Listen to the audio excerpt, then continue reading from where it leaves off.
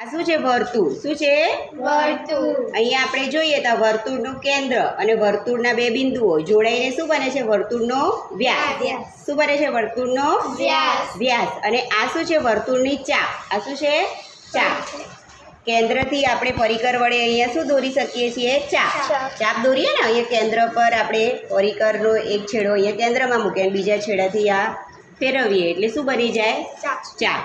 તો આ વ્યાસ અને આ વર્તુળની ચાપ ભેગા થઈને જે આ પ્રદેશ રચાય છે એને શું કહેવાય? વૃત્તખંડ. શું કહેવાય એને? વૃત્તખંડ. હવે અહીંયા જુઓ, આ વર્તુળ જે છે એની આ ત્રિજ્યા છે. અહીંયા આ વર્તુળ પરના બિંદુથી કેન્દ્ર વચ્ચેનું અંતરને ત્રિજ્યા કહેવાય. અહીંયા પણ કેન્દ્રથી આ વર્તુળ પરના બિંદુ વચ્ચેના અંતરને ત્રિજ્યા કહેવાય. હવે અહીંયા પણ બે ત્રિજ્યા છે અને અહીંયા શું છે? વર્તુળની ચાપ.